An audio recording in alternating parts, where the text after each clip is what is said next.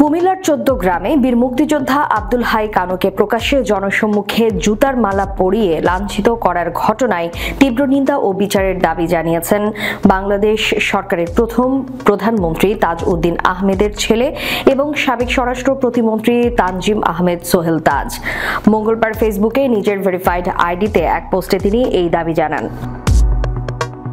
বীর মুক্তিযোদ্ধাদের অবদান নিয়ে পোস্টে সোহেল তাজ লেখেন, আমাদের মহান মুক্তিযুদ্ধ হচ্ছে একটি স্বাধীন সার্বভৌম রাষ্ট্র দেশ হিসেবে আমাদের সত্তা আর উৎসের কেন্দ্রবিন্দু এবং মুক্তিযোদ্ধারা হচ্ছেন আমাদের শ্রেষ্ঠ সন্তান।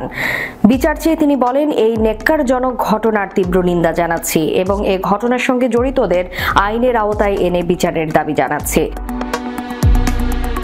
এর আগে ২০ ডিসেম্বর দুপুরে কুমিল্লার ১৪ গ্রামের বাতিশা ইউনিয়নের কুলিয়ারা সরকারি প্রাথমিক বিদ্যালয়ের সামনে বীর মুক্তিযোদ্ধা আব্দুল হাই কানুকে জুতার মালা পরিয়ে লাঞ্ছিত করা হয়।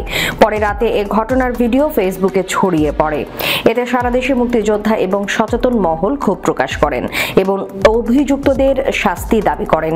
এদিকে বীর মুক্তিযোদ্ধা আব্দুল হাই কানুকে লাঞ্ছিত করার ঘটনায় ৫ জনকে আটক করেছে পুলিশ। তাদের ফৌজদারি কার্যবিধির ৫৪ ধারায় আটক করা হয়েছে। সোমবার রাতে উপজেলার বিভিন্ন স্থানে থানা পুলিশের বিশেষ অভিযানে তারা আটক হন।